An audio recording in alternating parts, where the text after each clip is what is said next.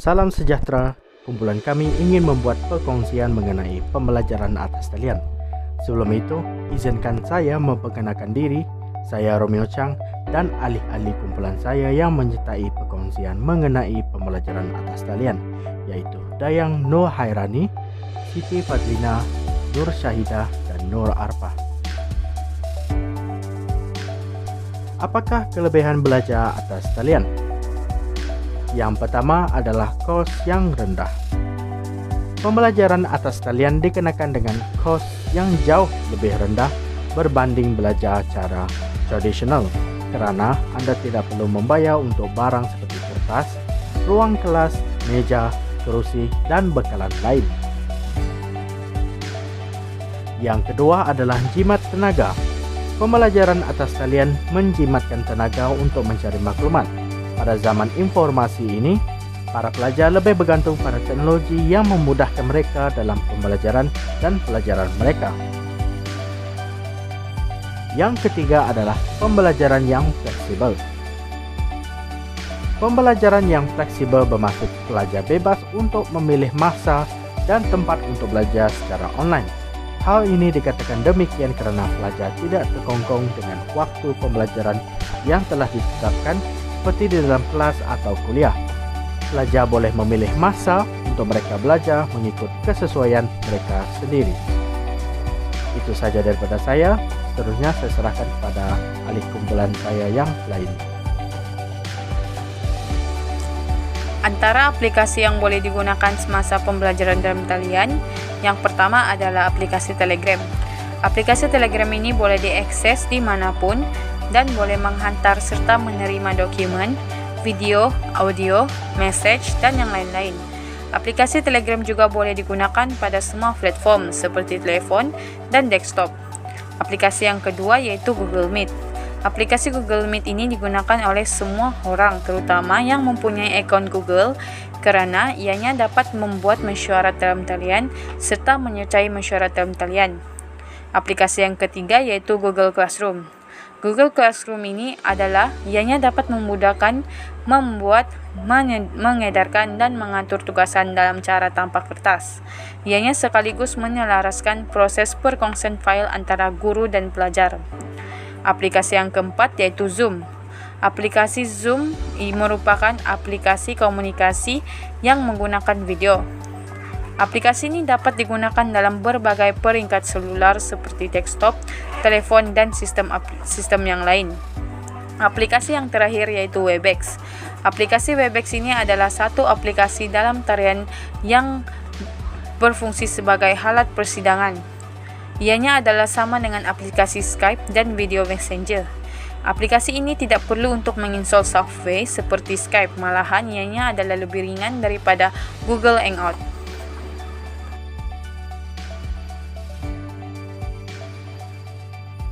Bagaimana cara untuk menggunakan sistem e-learning ini? Pertama sekali, pelajar akan masuk ke sistem pengurusan pembelajaran iaitu LMS.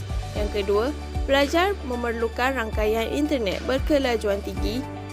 Yang ketiga, pelajar perlu mengakses bahan pembelajaran secara online. Keempat, bahan pengajaran dan pembelajaran e-learning yang dirancang dan disediakan adalah secara profesional dan baik. Dan akhir sekali, penggunaan ciri-ciri multimedia seperti audio, video, animasi, grafik dan simulasi disediakan bagi meningkatkan minat pembelajaran para pelajar.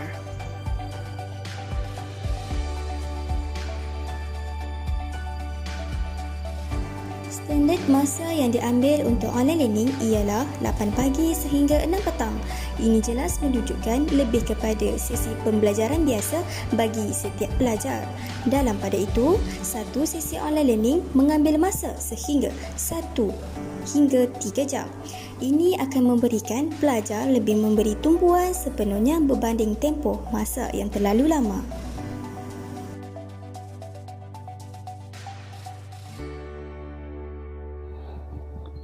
Apakah antara maklum balas terhadap pembelajaran secara atas talian? Mari kita lihat. Terdapat dua kategori maklum balas yang diperolehi, iaitu maklum balas dari sudut positif dan sudut negatif. Antara maklum balas positif terhadap pembelajaran secara atas talian, iaitu dapat menjimatkan masa dan tenaga. Hal ini dikatakan demikian kerana apabila pembelajaran sedang bermula, pelajar dan tenaga pengajar akan menetapkan tempoh masa pengajaran.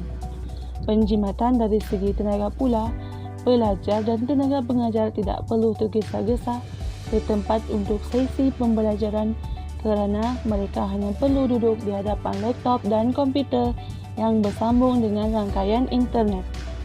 Selain itu, maklum balas positif terhadap pembelajaran atas talian ialah mempunyai tempat yang fleksibel untuk belajar. Hal ini disebabkan kerana para pelajar dan tenaga pengajar bebas untuk memilih tempat yang kondusif untuk belajar. Di samping itu juga, maklum balas positif terhadap pembelajaran atas talian adalah dapat menjimatkan wang. Penjimatan wang berlaku apabila kos dari segi pengangkutan, makanan dan kos sampingan lain akan dapat diminimalkan disebabkan para pelajar hanya duduk di rumah sahaja apabila mendapatkan pengajaran dari tenaga pengajar. Mari kita lihat pula maklum balas terhadap pembelajaran atas talian dari sudut negatif. Antara maklum balasnya ialah masalah gangguan internet. Hal ini disebabkan gangguan internet akan turut mengganggu proses pembelajaran dan pengajaran dalam talian disebabkan sebarang maklumat tidak dapat disampaikan dengan jelas kepada audiens. Gangguan internet juga menyebabkan pelajar tidak dapat memasuki setiap platform yang digunakan semasa pembelajaran atas talian. Seterusnya, kesan negatif terhadap pembelajaran atas talian ialah komunikasi tidak berkesan antara satu sama lain.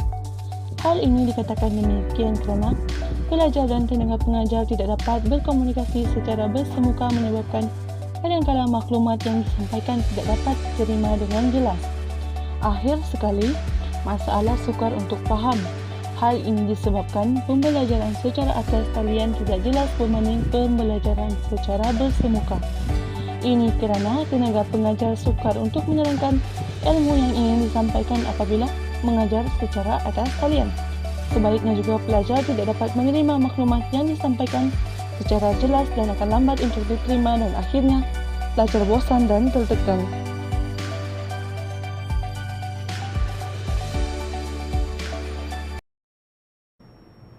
My life's been magic, seems fantastic. I used to have a hole in the wall with a mattress. Funny when you want it, suddenly you have it. You find out that your goal's just plastic. Every day, every night, I've been thinking back on you and I. Every day, every night, I work my whole life just to get right, just to be like, look at me, I'm never coming down. I work my whole life just to get high, just to realize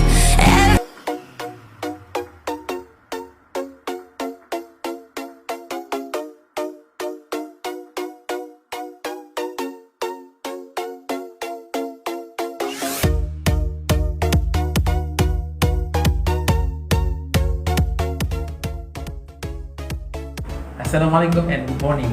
I'm Mr. Faris from SK Batu Bertangkap. Today, we are going to learn about articles. Do you know what articles are? Don't worry, I'm here to help you. First, you must get ready with your pencil and books. Then, let us watch this video. Welcome to English Grammar Sports. This lesson is about a, an and the, otherwise known as articles. Take a look at the following sentences. The man walked right past me. A giant spider crawled across the ceiling. An elephant is a large animal. All the underlined words here are articles. First, I'm going to show you how and when to use a. We use a before a word that starts with a consonant. For example, B, C, D, F, G, H, J, K, L, M, N, P, Q, R, S, T, V, W, X, Y, Z.